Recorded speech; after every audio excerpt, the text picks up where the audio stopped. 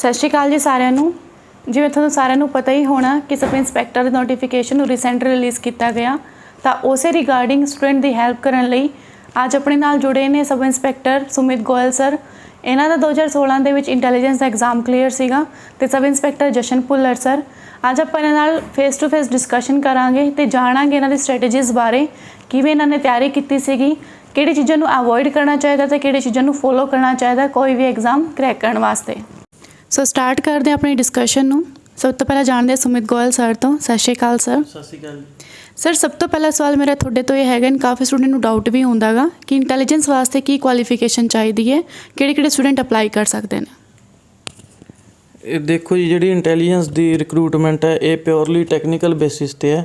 ਇਸ ਦੇ ਵਿੱਚ ਜੇਕਰ ਕਿਸੇ ਨੇ ਸਿੰਪਲ ਗ੍ਰੈਜੂਏਸ਼ਨ ਕੀਤੀ ਹੈ, ਜਿਸ ਨੂੰ ਕਿ ਆਪਾਂ BA BCom ਜਾਂ ਵਿਦਆਊਟ ਟੈਕਨੀਕਲ ਜੋ ਵੀ ਸਬਜੈਕਟ ਨਾਲ ਕੀਤੀ ਹੈ, ਤਾਂ ਉਸ ਨੂੰ ਇੱਕ ਸੈਂਟਰਲ ਗੌਰਮੈਂਟ ਦੀ ਏਜੰਸੀ ਆ DOAC, ਉਹ ਇੱਕ O ਲੈਵਲ ਸਰਟੀਫਿਕੇਟ ਇਸ਼ੂ ਕਰਦੀ ਹੈ ਅਤੇ ਉਹ ਜ਼ਰੂਰੀ ਚਾਹੀਦਾ। ਅਤੇ ਬਾਕੀ ਜਿਹੜੀ ਇਸ ਦੀ ਟੈਕਨੀਕਲ ਕੁਆਲੀਫਿਕੇਸ਼ਨ ਆ ਉਸ ਦੇ ਵਿੱਚ BTech BCA MCA PGDCA ਜੋ ਵੀ ਟੈਕਨੀਕਲ ਸਬਜੈਕਟ ਦੇ ਕੋਰਸ ਨੇ ਉਹ ਕੋਰਸ ਇਸ ਦੇ ਵਿੱਚ ਆਪਣੇ ਚੱਲਦੇ ਨੇ। ਬਾਕੀ ਕਈ ਲੋਕ ਇਹ ਬਣਾ ਲੈਂਦੇ ਨੇ ਵੀ 120 ਘੰਟੇ ਦਾ ਇੱਕ ਨਾ ਉਹ ISO ਸਰਟੀਫਿਕੇਟ ਬਣਦਾ, ਜਿਹੜਾ ਕਿ ਆਪਣੇ ਲੋਕਲ ਕੰਪਿਊਟਰ ਸੈਂਟਰ ਹੁੰਦੇ ਨੇ ਉਹ ਬਣਾ ਕੇ ਦਿੰਦੇ ਨੇ। ਉਹਨਾਂ ਨੂੰ ਇਹ ਰਿਜੈਕਟ ਕਰ ਦਿੰਦੇ ਆ ਟੋਟਲੀ, ਉਹਨਾਂ ਨੂੰ ਇਹ ਨਹੀਂ ਉਹ ਕਰਦੇ, ਚਾਹੇ ਉਹ ਪੇਪਰ ਐਗਜ਼ਾਮ ਭਰ ਦੇਣ, ਫੋਰਮ ਫਿਲ ਕਰ ਦੇਣ, ਪਰ ਬਾਅਦ 'ਚ ਜਦੋਂ ਡਾਕੂਮੈਂਟਸ ਦੀ ਸਕਰੂਟਨੀ ਹੋਣੀ ਆ ਤਾਂ ਉਹਨਾਂ ਨੂੰ ਉਹ ਬਾਹਰ ਕੱਢ ਦੇਣਗੇ। ਤਾਂ ਕਰਕੇ ਮੇਰੀ ਉਹਨਾਂ ਨੂੰ ਰਿਕੁਐਸਟ ਹੈ ਵੀ ਉਹ ਸ਼ਾਇਦ ਵੀ ਇਸ ਚੀਜ਼ ਨੂੰ ਅਵੋਇਡ ਕਰਨ। ਠੀਕ ਹੈ ਸਰ। ਹਾਂਜੀ, ਇਹ ਬਾਕੀ ਇਹਦੀ ਕੁਆਲੀਫਿਕੇਸ਼ਨ ਇਹ ਹੈ ਪੇਪਰ ਦੀ। ਠੀਕ ਹੈ ਸਰ। ਹਾਂਜੀ ਸਰ, ਨੈਕਸਟ ਸਾਨੂੰ ਦੱਸੋ ਕਿ ਤੁਹਾਡਾ ਐਜੂਕੇਸ਼ਨ ਬੈਕਗਰਾਊਂਡ ਕੀ ਰਿਹਾ, ਕਿੰਨੇ ਮਾਰਕਸ ਤੁਹਾਡੇ ਆਉਂਦੇ ਸੀਗੇ ਅਤੇ ਕਦੋਂ ਤੁਸੀਂ ਤਿਆਰੀ ਸ਼ੁਰੂ ਕੀਤੀ ਸੀ? ਹਾਂਜੀ, ਦੇਖੋ ਜੀ, ਮੈਂ 10th ਤੋਂ ਬਾਅਦ ਡਿਪਲੋਮਾ ਕੀਤਾ IT 'ਚ। ਓਕੇ। ਠੀਕ ਹੈ, ਮੈਂ ਗੌਰਮੈਂਟ ਪੋਲੀਟੈਕਨਿਕ ਕਾਲਜ ਬਠਿੰਡਾ, ਉੱਥੋਂ 2007 ਤੋਂ 2010 ਦੇ ਵਿੱਚ ਡਿਪਲੋਮਾ ਕੀਤਾ। ਉਸ ਟਾਈਮ ਮੇਰੇ ਮਾਰਕਸ ਸੀ 74%। ਉਸ ਤੋਂ ਬਾਅਦ ਮੈਂ ਸਲਾਈਟ ਲੌਂਗੋਵਾਲ ਤੋਂ BTech ਕੀਤੀ ਕੰਪਿਊਟਰ ਸਾਇੰਸ 'ਚ, ਉੱਥੇ ਵੀ ਮੇਰੇ ਮਾਰਕਸ 75 ਸੀ। ਅਤੇ ਉਸ ਤੋਂ ਬਾਅਦ 2014 'ਚ ਮੈਂ ਆਪਣਾ ਗੇਟ ਦੀ ਤਿਆਰੀ ਕਰਨ ਲਈ ਗਿਆ ਸੀ ਦਿੱਲੀ, ਪਰ ਮੈਂ ਉੱਧਰ ਨਹੀਂ ਕੀਤੀ। ਫਿਰ ਮੈਂ ਉੱਥੇ ਵੀ ਗੌਰਮੈਂਟ ਸਰਵਿਸ ਲਈ ਸ਼ੁਰੂ ਕਰਤੀ ਕੋਚਿੰਗ ਲੈਣੀ। ਸਰ, ਕਿਹੜੇ ਈਅਰ 'ਚ ਤੁਸੀਂ ਸਟਾਰਟਿੰਗ ਕੀਤੀ ਸੀ? ਮੈਂ 2014 'ਚ ਕੀਤੀ ਸੀ। Okay sir. ਹਾਂਜੀ। ਠੀਕ ਹੈ ਸਰ। ਸਰ, ਹੁਣ ਸਾਨੂੰ ਦੱਸੋ, ਐਂਡ ਕਾਫੀ ਸਟੂਡੈਂਟ ਪੁੱਛਦੇ ਨੇ, ਇਹੀ ਸਵਾਲ ਪੁੱਛਦੇ ਨੇ ਵੀ ਤਿਆਰੀ ਕਿਵੇਂ ਕੀਤੀ ਅਤੇ ਕਿੰਨੇ ਆਵਰਸ ਪੜ੍ਹਦੇ ਹੋ? ਦੇਖੋ ਜੀ, ਮੈਂ 2014 'ਚ ਮੈਂ ਤਿਆਰੀ ਸਟਾਰਟ ਕੀਤੀ ਸੀਗੀ, ਅਤੇ ਚਲੋ ਉਸ ਤੋਂ ਪਹਿਲਾਂ ਵੀ ਮੈਂ ਨਿਊਜ਼ ਵਗੈਰਾ ਪੜ੍ਹਦਾ ਰਹਿੰਦਾ ਸੀ, ਨਿਊਜ਼ਪੇਪਰ। ਚਲੋ ਮੇਰੀ ਜੋ ਆਪਾਂ GK ਕਹਿ ਦਿੰਦੇ ਹਾਂ ਜਿਹਨੂੰ, ਜਨਰਲ ਨੌਲੇਜ, ਉਹ ਅੱਛੀ ਸੀ। ਤਾਂ 2014 'ਚ ਮੈਂ ਪੈਰਾਮਾਊਂਟ ਦਿੱਲੀ ਇੰਸਟੀਚਿਊਟ ਇੱਕ, ਉੱਥੇ ਐਡਮਿਸ਼ਨ ਲਿਆ ਸੀਗਾ, ਅਤੇ ਉਸ ਤੋਂ ਬਾਅਦ ਮੈਂ ਉੱਥੇ ਤਿਆਰੀ ਸ਼ੁਰੂ ਕੀਤੀ। ਉਹਨਾਂ ਦਾ ਇੱਕ ਕੋਰਸ ਹੁੰਦਾ 6 ਮਹੀਨੇ ਦਾ, ਅਤੇ ਉਸ 'ਚ ਮੈਂ ਉੱਥੇ ਆਪਣੇ ਆਪ ਨੂੰ ਉਹ ਕੀਤਾ। ਉੱਥੇ ਮੈਥ ਰੀਜ਼ਨਿੰਗ ਮੈਂ ਕੀਤੀ, ਅਤੇ ਫਿਰ ਉਸ ਤੋਂ ਬਾਅਦ ਮੈਂ ਪੰਜਾਬ ਯੂਨੀਵਰਸਿਟੀ ਚੰਡੀਗੜ੍ਹ MA 'ਚ ਐਡਮਿਸ਼ਨ ਲੈ ਲਿਆ ਸੀਗਾ। ਉਹ ਵੀ ਸਿਰਫ ਮੈਂ ਚਲੋ ਤਿਆਰੀ ਕਰਕੇ ਲਿਆ ਸੀਗਾ, ਅਤੇ ਇੱਥੇ ਫਿਰ ਮੈਂ ਲਾਇਬ੍ਰੇਰੀ 'ਚ ਬੈਠ ਕੇ ਪੜ੍ਹਦਾ ਹੁੰਦਾ ਸੀਗਾ। ਤੋ ਪੜ੍ਹਾਈ ਦਾ ਤਾਂ ਚਲੋ ਜੀ, ਮੇਰੀ ਤਾਂ ਹੁਣ ਇਹ ਗੱਲ ਸੀ ਵੀ ਮੈਂ UPSC ਦੀ ਤਿਆਰੀ ਸ਼ੁਰੂ ਕੀਤੀ ਸੀ ਇੱਥੇ ਆ ਕੇ, ਚੰਡੀਗੜ੍ਹ ਆ ਕੇ। ਦਰੋਨਾਚਾਰਿਆ IAS ਹੈ ਉੱਥੇ UPSC ਦੀ। ਪਹਿਲਾਂ ਮੇਰਾ ਮੇਨ ਫੋਕਸ UPSC ਅਤੇ PPSC ਦਾ ਐਗਜ਼ਾਮ ਸੀ। ਹਾਂਜੀ, ਉਸ ਤੋਂ ਬਾਅਦ ਉਸ ਦੀ ਮੈਂ ਤਿਆਰੀ ਕੀਤੀ ਇੱਥੇ ਆ ਕੇ। ਯੂਨੀਵਰਸਿਟੀ 'ਚ ਰਹਿੰਦਾ ਸੀ ਹੋਸਟਲ 'ਚ, ਉੱਥੇ ਲਾਇਬ੍ਰੇਰੀ 'ਚ ਬਹਿ ਕੇ ਪੜ੍ਹਦੇ ਸੀ। ਤਾਂ ਮੇਰੀ ਸੀਟਿੰਗ ਵੱਧ ਤੋਂ ਵੱਧ ਦਿਨ 'ਚ 6 ਘੰਟੇ ਹੁੰਦੀ ਸੀ। ਮੈਂ ਇਸ ਤੋਂ ਜ਼ਿਆਦਾ ਕਦੇ ਪੜ੍ਹਿਆ ਨਹੀਂ। ਇੱਕ ਮੇਰੀ ਕੋਚਿੰਗ ਹੋ ਗਈ, ਕਲਾਸ ਹੋ ਗਈ ਜੋ ਲੱਗਦੀ ਸੀ, ਅਤੇ 6 ਘੰਟੇ ਲਾਇਬ੍ਰੇਰੀ ਦੇ। ਹਾਂਜੀ, ਤਾਂ ਕਰਕੇ ਵੀ ਕੁਝ ਜ਼ਿਆਦਾ ਮੈਂ ਇਹ ਨਹੀਂ ਕਹਿ ਰਿਹਾ ਵੀ ਮੈਂ 12 ਘੰਟੇ ਪੜ੍ਹਿਆ, 14 ਘੰਟੇ ਪੜ੍ਹਿਆ, ਮੈਂ ਵੀ ਮੈਕਸੀਮਮ 6 ਘੰਟੇ ਹੁੰਦੀ ਸੀ। ਹਾਂਜੀ। ਸੋ ਸਰ, ਤੁਹਾਨੂੰ 2 ਸਾਲ ਲੱਗੇ ਐਗਜ਼ਾਮ ਕਰੈਕ ਕਰਨ ਦੇ ਵਿੱਚ। 2014 ਦੇ ਵਿੱਚ ਤੁਸੀਂ ਸਟਾਰਟਿੰਗ ਕੀਤੀ ਸੀਗੀ, ਐਂਡ 2016 ਦੇ ਵਿੱਚ ਐਗਜ਼ਾਮ ਕਰੈਕ ਹੋਇਆ ਸੀਗਾ। ਸਰ, ਇਸ ਵਿੱਚ ਕੋਈ ਹੋਰ ਐਗਜ਼ਾਮ ਵੀ ਤੁਹਾਡਾ ਕਰੈਕ ਹੋਇਆ? ਦੇਖੋ ਜੀ, ਮੈਂ ਐਗਜ਼ਾਮ ਤਾਂ ਚਲੋ ਜਦੋਂ ਮੈਂ ਤਿਆਰੀ ਸ਼ੁਰੂ ਕੀਤੀ ਸੀ ਉਦੋਂ ਹੀ ਫੋਰਮ ਭਰਨੇ ਸ਼ੁਰੂ ਕਰਤੇ ਸੀ। ਕਈ ਐਗਜ਼ਾਮ ਨਿਕਲਦੇ ਸੀ। ਪਹਿਲਾਂ ਇੱਕ ਕੋਆਪਰੇਟਿਵ ਬੈਂਕ 'ਚ ਪੋਸਟਾਂ ਨਿਕਲੀਆਂ ਸੀ 2013 ਦੇ ਵਿੱਚ, ਤਾਂ ਉਹਦਾ ਵੀ ਮੈਂ ਪੇਪਰ ਦਿੱਤਾ ਸੀ। ਉਹ ਮੇਰਾ ਪੇਪਰ 2-3 ਨੰਬਰ ਤੋਂ ਰਹਿ ਗਿਆ ਸੀਗਾ। ਹਾਂਜੀ, ਉਸ ਤੋਂ ਬਾਅਦ ਫਿਰ ਮੈਂ ਇੱਧਰ UPSC ਵਾਲੀ ਸਾਈਡ ਹੋਇਆ ਤਾਂ ਇੱਧਰ ਪਹਿਲਾਂ ਮੈਂ 1.5 ਸਾਲ ਤਾਂ ਕੋਈ ਫਾਰਮ ਦੂਸਰੀ ਪੋਸਟ ਦਾ ਕੋਈ ਫਾਰਮ ਨਹੀਂ ਫਿਲ ਕੀਤਾ। ਮੰਨ ਲਓ ਵੀ ਜਿਹੜੀ UPSC ਜਾਂ PPSC ਤੋਂ ਇਲਾਵਾ। ਤਾਂ ਕਰਕੇ ਫਿਰ 2016 ਦੇ ਵਿੱਚ ਇਲੈਕਸ਼ਨ ਦਾ ਟਾਈਮ ਆਇਆ ਤਾਂ ਉਦੋਂ ਪੰਜਾਬ 'ਚ ਕਾਫੀ ਵੱਡੇ ਪੱਧਰ 'ਤੇ ਪੋਸਟਾਂ ਨਿਕਲੀਆਂ ਸੀਗੀਆਂ ਹਰੇਕ ਡਿਪਾਰਟਮੈਂਟ ਦੇ ਵਿੱਚ। ਅਤੇ ਉਸ ਟਾਈਮ ਫਿਰ ਮੈਂ ਫੋਰਮ ਫਿਲ ਕੀਤੇ ਸੀਗੇ, ਕਾਫੀ ਫੋਰਮ ਫਿਲ ਕੀਤੇ ਸੀ। ਉਸ ਤੋਂ ਪਹਿਲਾਂ ਮੇਰਾ ਉਸ ਟਾਈਮ ਹੀ 4-5 ਪੇਪਰ ਕਲੀਅਰ ਹੋਏ ਸੀ। ਪਹਿਲਾਂ 5 ਦਾ ਆਏ ਸੀ ਪੇਪਰ, ਉਹਨਾਂ 'ਚ ਮੇਰਾ ਇੰਸਪੈਕਟਰ ਦਾ ਪੇਪਰ ਕਲੀਅਰ ਹੋਇਆ ਸੀ।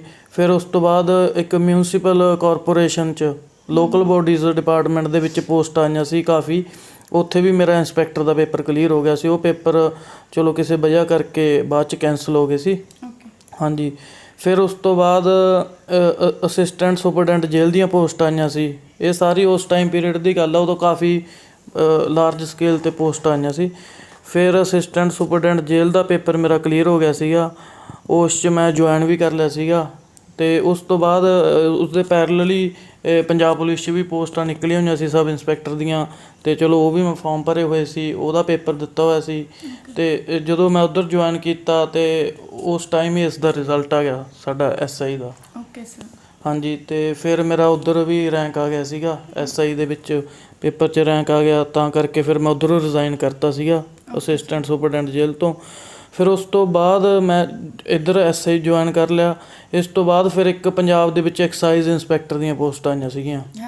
ਮੇਰਾ ਚਲੋ ਉਹ ਵੀ ਪਹਿਲਾਂ ਫੋਰਮ ਭਰਿਆ ਹੋਇਆ ਸੀਗਾ, ਮੈਂ ਚਲੋ ਆਫਿਸ 'ਚ ਬੈਠਾ ਉਹ ਪੇਪਰ ਵੀ ਦੇ ਆਇਆ, ਉਹ ਵੀ ਮੇਰਾ ਕਲੀਅਰ ਹੋ ਗਿਆ ਸੀਗਾ ਪੇਪਰ।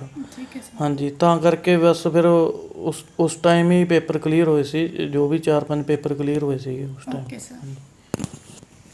ਸਰ ਤੁਹਾਡੇ ਕਾਫੀ ਐਗਜ਼ਾਮ ਕਲੀਅਰ ਹੋਏ ਨੇ ਅਤੇ SI ਦਾ ਵੀ ਕਲੀਅਰ ਹੋਇਆ ਸੀਗਾ। ਸਰ ਪਹਿਲਾਂ ਤਾਂ ਇਹ ਦੱਸੋ ਵੀ ਤੁਸੀਂ ਹਰ ਇੱਕ ਐਗਜ਼ਾਮ ਦੀ ਵੱਖਰੀ ਤਿਆਰੀ ਕੀਤੀ ਸੀ ਜਾਂ ਇੱਕੋ ਹੀ ਤਿਆਰੀ ਕੀਤੀ ਸੀ? ਅਤੇ ਫਿਰ ਸਾਨੂੰ ਇਹ ਦੱਸੋ ਸਰ ਕਿ ਸਬ ਇੰਸਪੈਕਟਰ ਹੀ ਕਿਉਂ?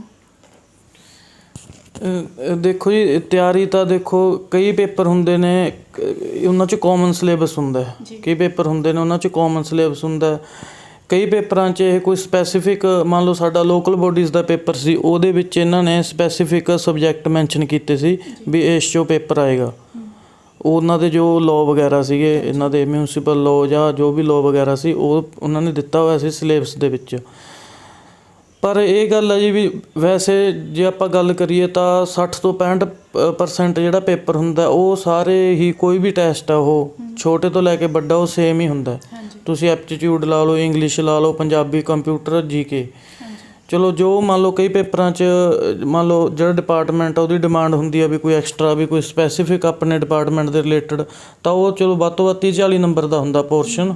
ਜਿਵੇਂ ਹੁਣ ਪਟਵਾਰੀ ਦੇ ਵਿੱਚ ਪਹਿਲਾਂ ਇਹਨਾਂ ਨੇ ਮੰਗਿਆ ਸੀਗਾ ਐਗਰੀਕਲਚਰ ਵਗੈਰਾ। ਤਾਂ ਕਰਕੇ ਵੀ ਇੱਕ ਤਾਂ ਬੇਸਿਕ ਤਿਆਰੀ ਤਾਂ ਹੋਣੀ ਚਾਹੀਦੀ ਹੈ, ਜੋ ਕਿ ਆਪਣੇ ਬੇਸਿਕ ਸਬਜੈਕਟ ਨੇ, ਐਪਟੀਟਿਊਡ ਹੋ ਗਿਆ, English, Punjabi, GK, computer science. ਇਹ ਤਾਂ ਤੁਹਾਡੇ ਹਰੇਕ ਪੇਪਰ ਦੇ ਵਿੱਚ ਕੰਮ ਆਉਣੇ ਨੇ।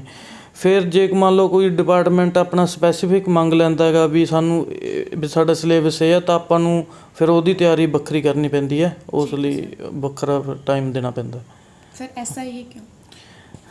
SI ਤਾਂ ਕੋਈ ਇਸ ਲਈ ਖਾਸ ਵਜ੍ਹਾ ਤਾਂ ਹੈ ਨਹੀਂ ਕੋਈ ਇਸ ਦੇ ਪਿੱਛੇ।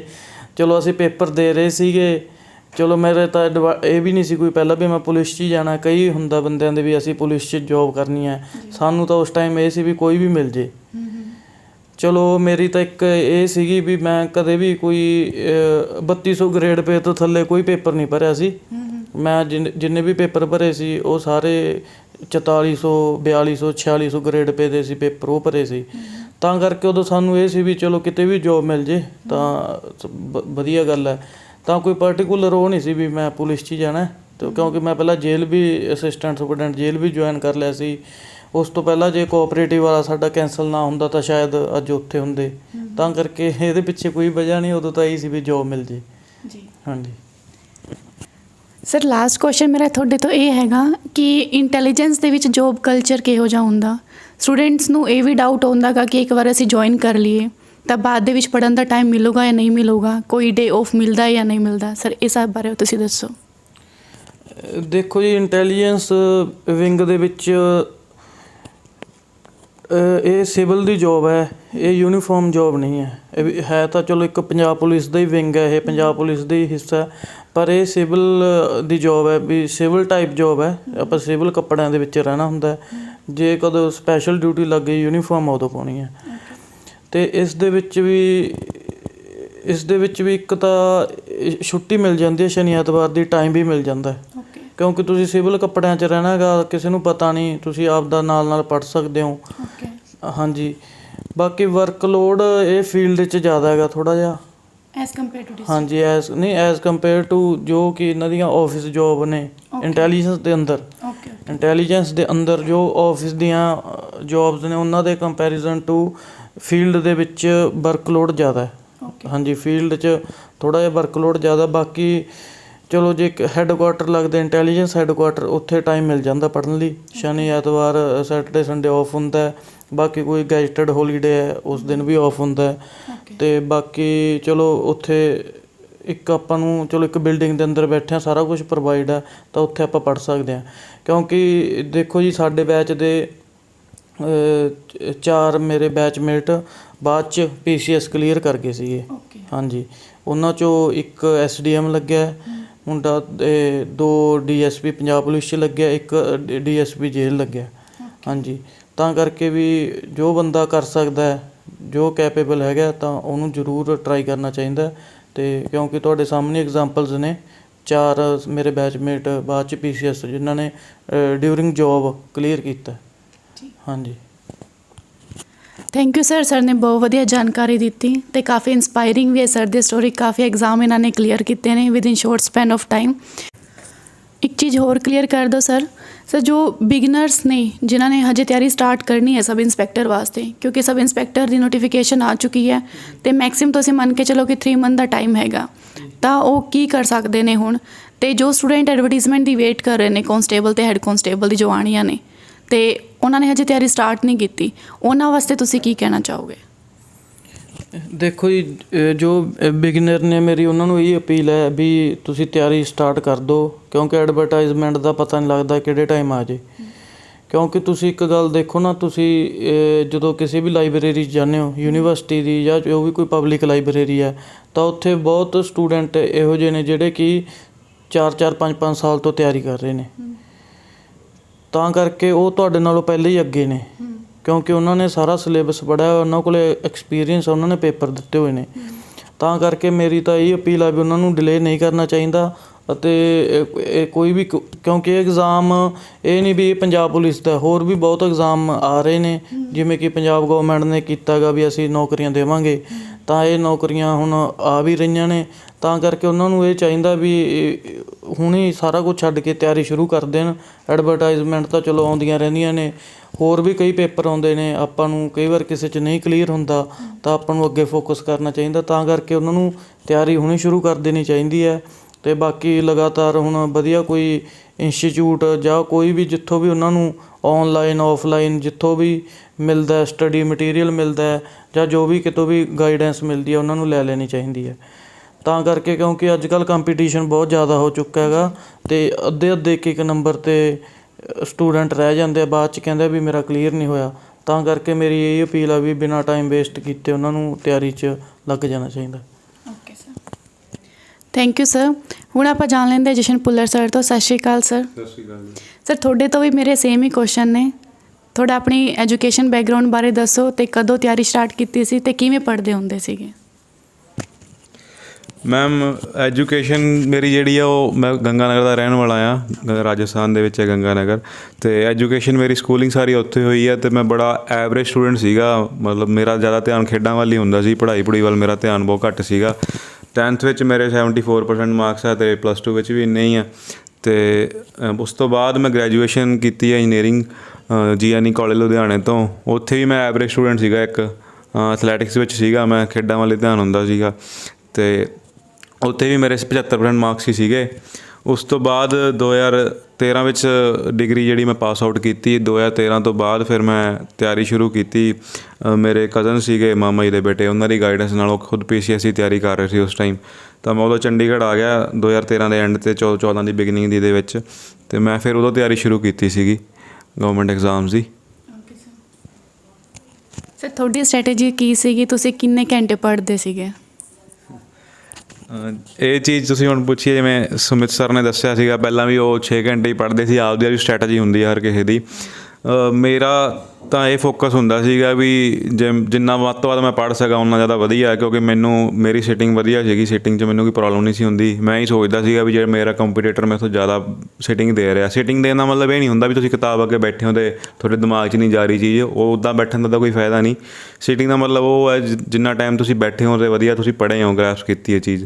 ਤਾਂ ਮੈਂ ਆਰਾਮ ਨਾਲ 10-11 ਘੰਟੇ ਪੜ੍ਹਦਾ ਸੀਗਾ ਡੇਲੀ, ਇੰਸਟੀਟਿਊਟ ਜਾਣ ਤੋਂ ਬਾਅਦ ਵੀ 10-11 ਘੰਟੇ ਮੇਰੀ ਮੈਨੂੰ ਸੀਗਾ, ਕਿਉਂਕਿ ਮੈਂ ਆਪਦੇ ਆਪ ਨੂੰ ਐਵਰੇਜ ਸਟੂਡੈਂਟ ਮੰਨਦਾ ਸੀਗਾ, ਕਿਉਂਕਿ ਮੈਨੂੰ ਹੁਣ ਵੀ ਲੱਗਦਾ ਮੈਂ ਕੋਈ ਬੜਾ ਇੰਟੈਲੀਜੈਂਟ ਨਹੀਂ ਹੈਗਾ, ਐਵਰੇਜ ਸਟੂਡੈਂਟ ਹੀ ਹਾਂ। ਤਾਂ ਮੈਨੂੰ ਇਹ ਸੀਗਾ ਵੀ ਜੇ ਤੁਸੀਂ ਇੰਟੈਲੀਜੈਂਟ ਬੰਦੇ ਜਿਹੜੇ ਤਿਆਰੀ ਕਰ ਰਹੇ ਉਹਨਾਂ ਨੂੰ ਬੀਟ ਕਰਨਾ ਤਾਂ ਤੁਹਾਨੂੰ ਮਿਹਨਤ ਉਹਨਾਂ ਤੋਂ ਜ਼ਿਆਦਾ ਕਰਨੀ ਪੈਣੀ ਹੈ। ਤਾਂ ਮੈਂ 10-10 11-11 ਘੰਟੇ ਲਾਉਂਦਾ ਹੁੰਦਾ ਸੀਗਾ ਜੀ। ਸਰ ਤੁਹਾਡੇ ਕਿਹੜੇ ਐਗਜ਼ਾਮ ਕਲੀਅਰ ਹੋਏ ਸੀਗੇ? 2014 'ਚ ਜਿਵੇਂ ਮੈਂ ਤਿਆਰੀ ਸ਼ੁਰੂ ਕੀਤੀ ਤਾਂ ਮੈਂ UPSC ਦੀ ਤਿਆਰੀ ਸ਼ੁਰੂ ਕੀਤੀ ਸੀਗੀ।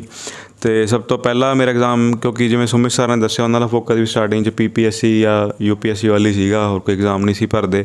ਮੈਂ ਵੀ ਬਹੁਤ ਜ਼ਿਆਦਾ ਡੈਡੀਕੇਟਿਡ ਸੀ UPSC ਲਈ। ਮੈਂ ਤਾਂ PCS ਦਾ ਐਗਜ਼ਾਮ ਵੀ ਨਹੀਂ ਸੀ ਭਰਦਾ ਵੀ UPSC ਹੀ ਦੇਣਾ। ਅਤੇ UPSC ਦੇ ਜਦੋਂ ਮੈਂ ਪਹਿਲਾ ਅਟੈਂਪਟ 2015 'ਚ ਦਿੱਤਾ, 14 ਤਿਆਰੀ ਸ਼ੁਰੂ ਕੀਤੀ ਸੀ, ਅਤੇ ਮੈਂ ਪ੍ਰੀ ਕਲੀਅਰ ਕਰ ਲਿਆ ਸੀ 15 ਵਿੱਚ ਹੀ ਫਸਟ ਅਟੈਂਪਟ ਵਿੱਚ, ਅਤੇ ਉਦੋਂ ਮੇਨਸ ਦਿੱਤੇ ਸੀਗੇ ਪਰ ਮੇਨਸ ਨਹੀਂ ਸੀ ਹੋਏ ਮੇਰੇ ਕਲੀਅਰ। ਅਤੇ ਇੱਕ ਚੀਜ਼ ਥੋੜ੍ਹੀ ਪ੍ਰੋਬਲਮ ਇਹ ਸੀਗੀ UPSC ਦੀ ਤਿਆਰੀ ਵਿੱਚ, ਮੈਂ ਮਤਲਬ ਗਾਈਡੈਂਸ ਥੋੜ੍ਹੀ ਜਿਹੀ ਸੈੱਟ ਨਹੀਂ ਰਹੀ ਮੇਰੀ, ਕਿ ਮੈਂ ਪ੍ਰੀ ਵੱਲ ਜ਼ਿਆਦਾ ਜ਼ੋਰ ਦਿੰਦਾ ਰਿਹਾ, ਮੇਨਸ ਵੱਲ ਜ਼ਿਆਦਾ ਜ਼ੋਰ ਨਹੀਂ ਦਿੱਤਾ, ਕਿਉਂਕਿ ਮੈਂ ਅਕਸਰ ਇਹ ਚੀਜ਼ਾਂ ਸੁਣਦਾ ਸੀਗਾ ਵੀ ਲੋਕਾਂ ਦੇ ਪ੍ਰੀ ਨਹੀਂ ਕਲੀਅਰ ਹੁੰਦੇ 3-3 4-4 ਸਾਲ। ਤਾਂ ਮੈਨੂੰ ਇਹ ਸੀਗਾ ਵੀ ਪਹਿਲਾਂ ਇੱਕ ਵਾਰੀ ਪ੍ਰੀ ਤਾਂ ਕੱਢ ਕੇ ਦੇਖ ਲਓ, ਮੇਨਸ ਬਾਅਦ 'ਚ ਦੇਖਾਂਗੇ। ਥੋੜ੍ਹੀ ਜਿਹੀ ਇਹ ਮਿਸਮੈਨੇਜਮੈਂਟ ਹੋ ਗਈ ਮੇਰੀ, ਅਤੇ ਇਹ ਮੇਰਾ ਪਹਿਲਾ ਪੇਪਰ ਸੀ ਜਿਹੜਾ ਮੇਰਾ ਐਗਜ਼ਾਮ ਪਹਿਲਾਂ ਕਲੀਅਰ ਹੋਇਆ।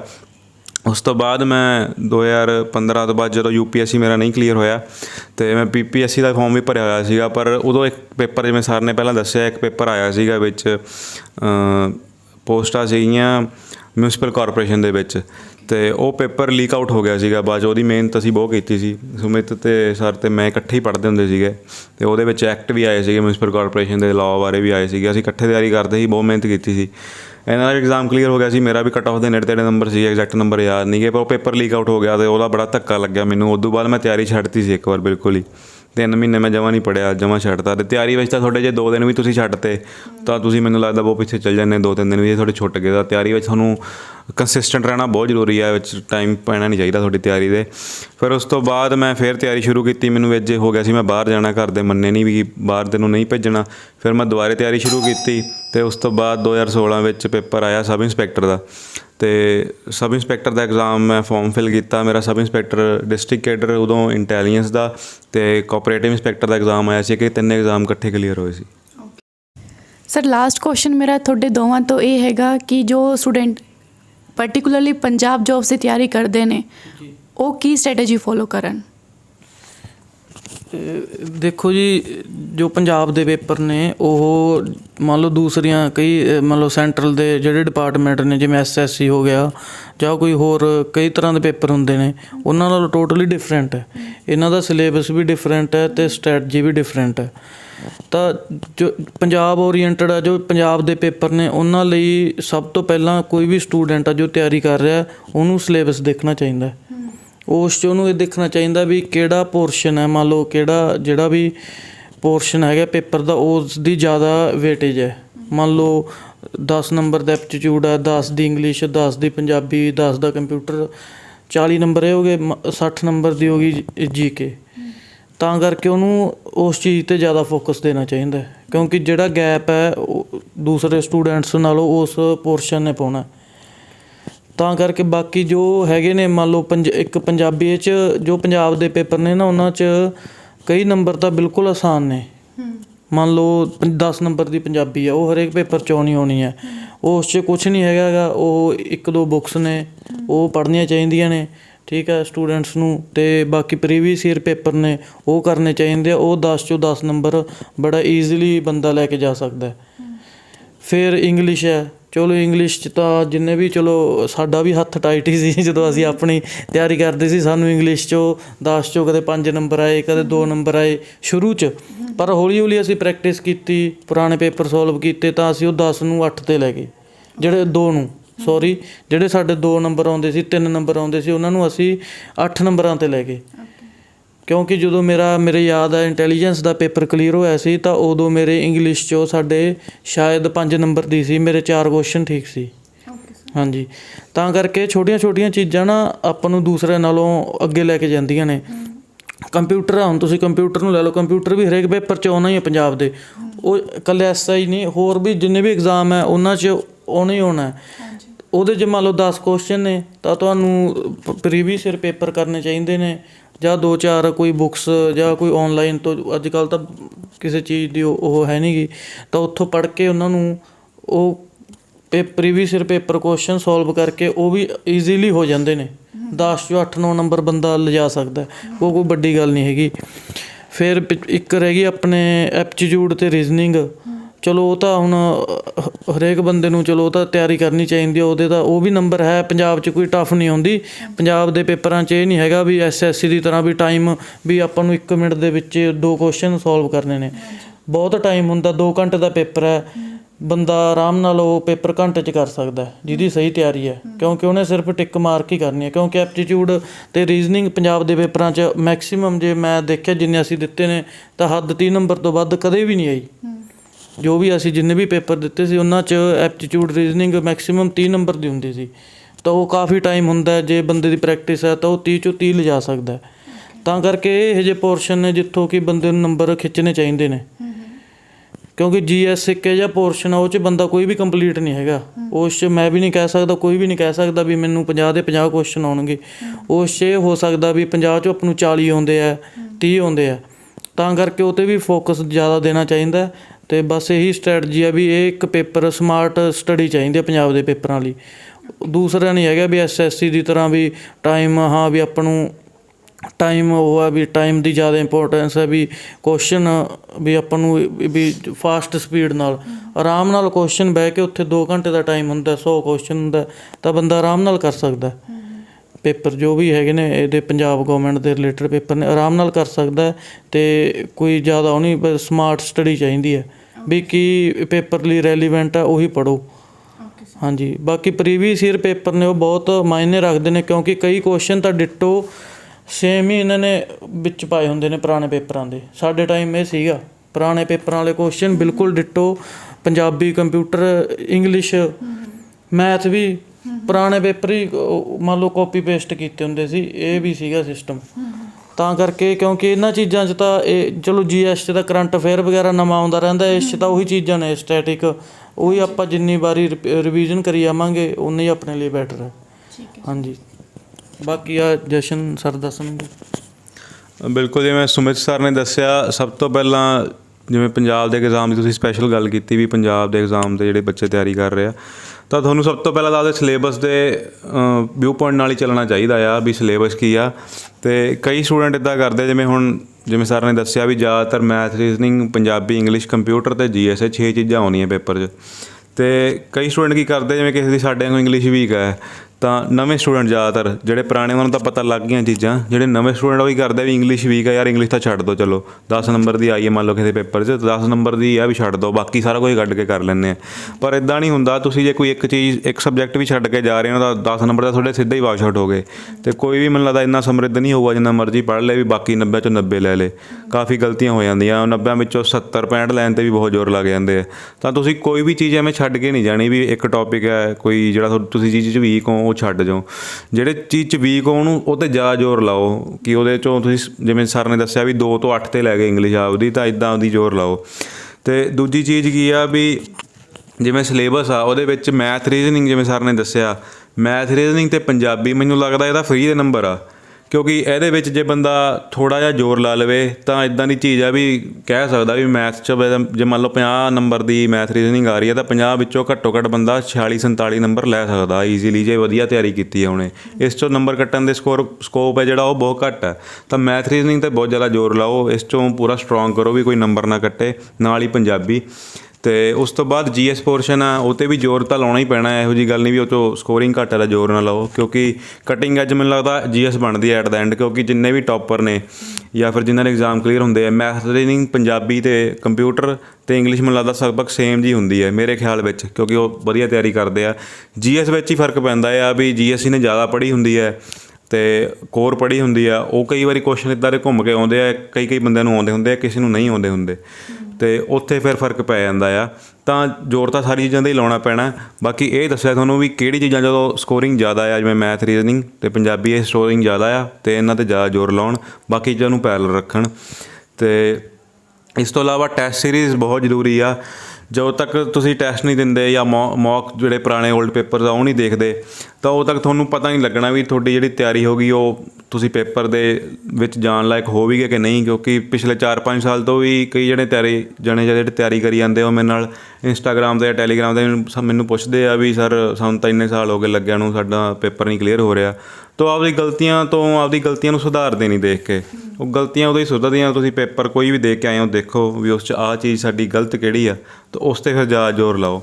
ਅਤੇ ਉਹ ਚੀਜ਼ ਪੇਪਰ ਦੇ ਦੇਣ 'ਚ ਜਦੋਂ ਤੁਹਾਨੂੰ ਪਤਾ ਲੱਗਦੀ ਹੈ ਗਲਤੀ, ਉਸ ਤੋਂ ਪਹਿਲਾਂ ਜੇ ਤੁਸੀਂ ਰੈਕਟੀਫਾਈ ਕਰ ਲਓ, ਉਹ ਰੈਕਟੀਫਾਈ ਟੈਸਟ ਦੇ ਕੀ ਹੋਊਗੀ ਵੀ ਆਹ ਗਲਤੀਆਂ ਹੋ ਰਹੀਆਂ, ਜਿਹੜੇ ਸਬਜੈਕਟ 'ਚ ਗਲਤੀਆਂ ਜ਼ਿਆਦਾ ਹੋ ਰਹੀਆਂ ਉਹਦੇ ਜ਼ਿਆਦਾ ਜ਼ੋਰ ਲਾਓ। ਇਸ ਤਰੀਕੇ ਨਾਲ ਬੱਚਿਆਂ ਨੂੰ ਤਿਆਰੀ ਕਰਨੀ ਚਾਹੀਦੀ ਹੈ। ਟੈਸਟ ਆ ਜਿਹੜੇ ਉਹ ਮਸਟ ਆ। ਬਾਕੀ ਜੇ ਕਿਸੇ ਬਿਗਨਰਸ ਨੂੰ ਪਤਾ ਨਹੀਂ ਲੱਗ ਰਿਹਾ ਵੀ ਬੁੱਕ ਲਿਸਟ ਦੇਖਣੀ ਹੈ ਵੀ ਕਿਹੜੀ ਕਿਤਾਬਾਂ ਤੋਂ ਪੜ੍ਹੀਏ, ਤਾਂ ਮੈਂ JS ਭੁੱਲਰ ਵਲੋਗਸ ਨਾਮ ਤੋਂ ਮੇਰਾ YouTube ਚੈਨਲ ਆ, ਉਸ 'ਤੇ ਤੁਸੀਂ ਦੇਖ ਸਕਦੇ ਹੋ।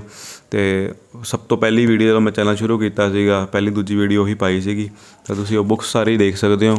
ਬੁੱਕਸ ਤੋਂ ਪੜ੍ਹਨ ਦਾ ਫਾਇਦਾ ਵੀ ਹੈ, ਅਤੇ ਜਦੋਂ ਪੇਪਰ ਤੁਹਾਡਾ ਨੇੜੇ ਆ, ਜਦੋਂ ਥੋੜ੍ਹਾ ਨੁਕਸਾਨ ਵੀ ਹੋ ਸਕਦਾ। ਮੰਨ ਲਓ ਬਿਗਨਰ ਆ, ਕੋਈ ਸਬ ਇੰਸਪੈਕਟਰ ਦਾ ਐਗਜ਼ਾਮ ਜਿਵੇਂ ਆ ਗਿਆ ਆ, ਸਪੋਜ਼ ਕਰੋ 3 ਮਹੀਨੇ ਦੇ ਵਿੱਚ ਹੋ ਜਾਂਦਾ, ਤਾਂ ਬੁੱਕਸ ਜਿਹੜੀਆਂ ਆ ਤੁਸੀਂ ਫੋਲੋ ਕਰੋ, ਪਰ 3 ਮਹੀਨੇ ਵਿੱਚ ਸਾਰੀਆਂ ਬੁੱਕਸ ਕਵਰ ਨਹੀਂ ਹੋ ਪਾਉਂਦੀਆਂ। ਤਾਂ ਕਰਕੇ ਜੇ ਕਿਸੇ ਨੇ ਘੱਟ ਟਾਈਮ ਵਿੱਚ ਤਿਆਰੀ ਕਰਨੀ ਆ, ਤਾਂ ਮੈਂ ਤਾਂ ਇਹ ਸੁਜੈਸਟ ਕਰੂੰਗਾ ਫਿਰ ਬੁੱਕਸ ਨਾ ਫੋਲੋ ਕਰੇ, ਫਿਰ ਕੋਈ ਇੰਸਟੀਟਿਊਟ ਜਿਹੜਾ ਵੀ ਤੁਹਾਨੂੰ ਠੀਕ ਲੱਗਦਾ ਆ ਉਹ ਜੁਆਇਨ ਕਰ ਸਕਦੇ ਹੋ ਤੁਸੀਂ। ਪਰ ਉਹਦੀ ਚੂਜ਼ਿੰਗ ਜਿਹੜੀ ਤੁਸੀਂ ਇੰਸਟੀਟਿਊਟ ਚੂਜ਼ ਕਰਨਾ ਉਹ ਵੀ ਥੋੜ੍ਹਾ ਧਿਆਨ ਨਾਲ ਕਰਿਓ ਵੀ ਠੀਕ ਹੈ ਕਿ ਨਹੀਂ। ਅਤੇ ਇਹੀ ਸਭ ਚੀਜ਼ਾਂ ਨੇ ਜਿਹੜੀਆਂ ਧਿਆਨ ਰੱਖਣੀਆਂ ਚਾਹੀਦੀਆਂ ਸਟੂਡੈਂਟ ਨੂੰ। ਬਾਕੀ ਮੇਰੀ ਲਾਸਟ 'ਤੇ ਇੱਕ ਇਹ ਅਪੀਲ ਆ ਵੀ ਮੰਨ ਲਓ ਜਿਹੜੇ ਸਟੂਡੈਂਟਸ ਹੁਣ ਮੰਨ ਲਓ ਉਹਨਾਂ ਨੇ ਸ਼ੁਰੂ ਕਰਨੀ ਹੈ ਹਜੇ ਕੋਚਿੰਗ, ਜਿਨ੍ਹਾਂ ਨੇ ਨਹੀਂ ਕੋਚਿੰਗ ਹਜੇ ਸ਼ੁਰੂ ਕੀਤੀ, ਤਾਂ ਜੇਕਰ ਉਹ ਮੰਨ ਲਓ ਕਿਸੇ ਵੀ ਤਰ੍ਹਾਂ ਦੀ ਗਾਈਡੈਂਸ ਜਾਂ ਕੋਈ ਪਰਸਨਲ ਕੋਚਿੰਗ ਲੈਣਾ ਚਾਹੁੰਦੇ ਨੇ, ਤਾਂ ਇਹ ਆਪਣਾ ਸੰਘਰਸ਼ ਚੈਨਲ ਹੈਗਾ ਇੱਕ YouTube 'ਤੇ, ਤਾਂ ਉੱਥੋਂ ਲੈ ਸਕਦੇ ਨੇ। ਕਾਫੀ ਸੰਘਰਸ਼ ਅਕੈਡਮੀ, ਤਾਂ ਉਹਨਾਂ ਦਾ ਪਿੱਛੇ ਆਪਣੇ ਮੈਡਮ ਜੀ ਦਾ ਹੀ ਆ, ਬਾਕੀ ਸਾਡਾ ਆਪਣਾ ਹੀ ਆ ਉਹ। ਅਸੀਂ ਕਾਫੀ ਬੰਦੇ ਜਿਹੜੇ ਹੁਣ ਚਲੋ ਅਸੀਂ ਕਾਫੀ ਦੋਸਤ ਸੀਗੇ ਜਿਹੜੇ ਹੁਣ ਸਾਰੇ ਗੌਰਮੈਂਟ ਇੰਪਲੋਈ ਨੇ ਸਾਡੇ, ਸਾਰੇ ਜੁੜੇ ਹੋਏ ਨੇ ਇਸ ਦੇ ਨਾਲ। ਅਤੇ ਜੇਕਰ ਕਿਸੇ ਨੂੰ ਵੀ ਕਿਸੇ ਵੀ ਤਰ੍ਹਾਂ ਦੀ ਕੋਈ ਗਾਈਡੈਂਸ ਜਾਂ ਕੁਛ ਵੀ ਨਹੀਂ ਪਤਾ ਲੱਗਦਾ, ਤਾਂ ਉਹ ਕੰਟੈਕਟ ਕਰ ਸਕਦਾ ਮੈਡਮ ਨਾਲ। ਇਹਨਾਂ ਦੇ ਚੈਨਲ ਨੂੰ ਤੁਸੀਂ ਸਬਸਕ੍ਰਾਈਬ ਕਰ ਸਕਦੇ ਹੋ। ਅਤੇ ਬਾਕੀ ਇਹਨਾਂ ਦਾ ਪਿੱਛੇ ਜਿਹੜਾ ਹੁਣ ਰਿਕਰੂਟਮੈਂਟ ਨਿਕਲੀ ਸੀ ਪਹਿਲਾਂ ਕਾਂਗਰਸ ਗੌਰਮੈਂਟ ਵੇਲੇ, ਉਦੋਂ ਕਾਫੀ ਅੱਛੇ ਰਿਜ਼ਲਟ ਇਹਨਾਂ ਨੇ ਦਿੱਤੇ ਨੇ। ਕਾਫੀ 80 to 100 ਇਹਨਾਂ ਦੇ ਜਿਹੜੇ ਸਟੂਡੈਂਟ ਸੀ, ਸ਼ਾਇਦ ਉਹ ਹੁਣ ਆਪਣੀਆਂ ਸੇਵਾਵਾਂ ਦੇ ਰਹੇ ਨੇ ਆਪਣੇ ਪੰਜਾਬ ਸਰਕਾਰ 'ਚ। ਤਾਂ ਕਰਕੇ ਮੇਰੀ ਇਹ ਅਪੀਲ ਆ ਵੀ ਜੇਕਰ ਕਿਸੇ ਨੂੰ ਵੀ ਕਿਸੇ ਵੀ ਤਰ੍ਹਾਂ ਦੀ ਕੋਈ ਵੀ ਗਾਈਡੈਂਸ ਦੀ ਲੋੜ ਹੈ, ਤਾਂ ਉਹ ਇਸ ਅਕੈਡਮੀ ਨੂੰ ਜ਼ਰੂਰ ਜੁਆਇਨ ਕਰਨ, ਕਿਉਂਕਿ ਇਹਦੇ ਨਾਲ ਅਸੀਂ ਸਾਰੇ ਜੁੜੇ ਹੋਏ ਹਾਂ ਅਤੇ ਸਾਡਾ ਐਕਸਪੀਰੀਅੰਸ ਵੀ ਹੈ ਨਾਲ। ਤਾਂ ਕਰਕੇ ਚਲੋ ਜਿਸ ਨੂੰ ਵੀ ਅੱਛਾ ਲੱਗਦਾ ਉਹ ਜ਼ਰੂਰ ਜੁਆਇਨ ਕਰੇ। ਇਹ ਵੀਡੀਓ ਤੁਹਾਡੇ ਲਈ ਹੈਲਪਫੁਲ ਪ੍ਰੂਵ ਹੋਊਗੀ। ਦੋਵੇਂ ਸਰ ਦੀ ਸਟ੍ਰੈਟੇਜੀਜ਼ ਅਲੱਗ ਰਹੀਆਂ ਨੇ। ਇੱਕ ਸਰ 6 ਘੰਟੇ ਪੜ੍ਹਦੇ ਸੀਗੇ ਅਤੇ ਇੱਕ ਸਰ 12 ਘੰਟੇ ਪੜ੍ਹਦੇ ਸੀਗੇ। ਜ਼ਰੂਰੀ ਨਹੀਂ ਤੁਸੀਂ 6 ਘੰਟੇ ਪੜ੍ਹੋ ਜਾਂ 12 ਘੰਟੇ ਪੜ੍ਹੋ, ਤੁਸੀਂ ਆਪਦੀ ਸਟ੍ਰੈਟੇਜੀ ਖੁਦ ਬਣਾਉਣੀ ਹੈ। ਸਭ ਤੋਂ ਪਹਿਲਾਂ ਤੁਸੀਂ ਜੋ ਕੰਮ ਕਰਨਾ ਹੈਗਾ ਉਹ ਪ੍ਰੀਵੀਅਸ ਈਅਰ ਐਗਜ਼ਾਮਸ ਨੂੰ ਸੋਲਵ ਕਰਨਾ। ਜੋ ਬਿਗਨਰਸ ਨੇ, ਦੇਖੋ ਕਿ ਤੁਹਾਡੀ ਤਿਆਰੀ ਕਿੱਦਾਂ ਦੀ ਹੈ, ਕਿੰਨਾ ਤੁਸੀਂ ਸਕੋਰ ਕਰ ਪਾ ਰਹੇ ਹੋ ਅਤੇ ਕਿੰਨਾ ਟਾਈਮ ਤੁਹਾਨੂੰ ਲੱਗ ਰਿਹਾ ਹੈਗਾ ਐਗਜ਼ਾਮ ਕਵਰ ਕਰਨ ਦੇ ਵਿੱਚ। ਉਹਦੇ ਅਕੋਰਡਿੰਗ ਤੁਸੀਂ ਆਪਣੀ ਸਟ੍ਰੈਟੇਜੀ ਬਣਾਉਣੀ। ਤੁਸੀਂ 8 ਘੰਟੇ ਪੜ੍ਹੋ ਜਾਂ 10 ਘੰਟੇ ਪੜ੍ਹੋ, ਉਹ ਟੋਟਲੀ ਤੁਹਾਡੇ 'ਤੇ ਹੈਗਾ। ਬਸ ਇੱਕ ਚੀਜ਼ ਜ਼ਰੂਰ ਹੈਗੀ ਹੈ ਕਿ ਕੰਸਿਸਟੈਂਸੀ ਮੇਨਟੇਨ ਕਰਕੇ ਰੱਖਣੀ ਹੈ। ਜੇ ਤੁਸੀਂ ਅੱਜ 14 ਘੰਟੇ ਪੜ੍ਹ ਲਓਗੇ ਐਂਡ ਕੱਲ੍ਹ ਪੂਰਾ ਦਿਨ ਤੁਸੀਂ ਵੇਸਟ ਕਰਤਾ, ਦੈਨ ਉਹਦਾ ਕੋਈ ਫਾਇਦਾ ਨਹੀਂ ਹੋਣਾ। ਸੋ ਇੱਕ ਡਿਸਿਪਲਿਨ ਦੇ ਵਿੱਚ ਰਹਿ ਕੇ ਪੜ੍ਹਨਾ ਅਤੇ ਕੰਸਿਸਟੈਂਸੀ ਬਣਾ ਕੇ ਰੱਖਣਾ ਬਹੁਤ ਜ਼ਰੂਰੀ ਹੈਗਾ। ਜੇ ਤੁਸੀਂ ਇਸ ਤਰੀਕੇ ਨਾਲ ਪੜ੍ਹੋਗੇ ਤਾਂ ਤੁਹਾਡਾ ਕੋਈ ਨਾ ਕੋਈ ਐਗਜ਼ਾਮ ਜ਼ਰੂਰ ਕਲੀਅਰ ਹੋ ਜਾਊਗਾ। ਬਾਕੀ ਜੇ ਤੁਸੀਂ ਸੰਘਰਸ਼ ਅਕੈਡਮੀ ਦਾ ਕੋਰਸ ਲੈਣਾ ਚਾਹੁੰਦੇ ਹੋ ਸਬ ਇੰਸਪੈਕਟਰ, ਹੈੱਡ ਕਾਂਸਟੇਬਲ ਅਤੇ ਕਾਂਸਟੇਬਲ ਦਾ, ਦੈਨ ਤੁਸੀਂ 7495037125 ਇਸ ਨੰਬਰ 'ਤੇ ਕਾਲ ਕਰ ਸਕਦੇ ਹੋ। ਇਸ ਕੋਰਸ ਦੇ ਵਿੱਚ ਅਸੀਂ complete GS, maths, reasoning, English, Punjabi, computer, Punjab GK ਅਤੇ ਕਰੰਟ ਅਫੇਅਰਸ ਕਵਰ ਕਰਾਏ ਨੇ। ਨਾਲੇ ਤੁਹਾਨੂੰ ਸਬਜੈਕਟ ਵਾਈਜ਼ MCQs ਮਿਲ ਜਾਣਗੇ ਅਤੇ ਨਾਲੇ ਤੁਹਾਡੇ ਹਰ ਵੀਕ ਜੋ ਹੈ ਉਹ ਟੈਸਟ ਹੁੰਦਾ ਗਾ ਅਤੇ ਹਰ ਮੰਥਲੀ ਵਾਈਜ਼ ਜੋ ਹੈ ਅਸੀਂ ਟੈਸਟ ਲੈਂਦੇ ਨੇ। ਬਾਕੀ ਇਨਫੋਰਮੇਸ਼ਨ ਲੈਣ ਲਈ ਤੁਸੀਂ ਇਸ ਨੰਬਰ 'ਤੇ ਜਾ ਕੇ ਕਾਲ ਕਰ ਸਕਦੇ ਹੋ। Thank you so much for watching. ਧੰਨਵਾਦ।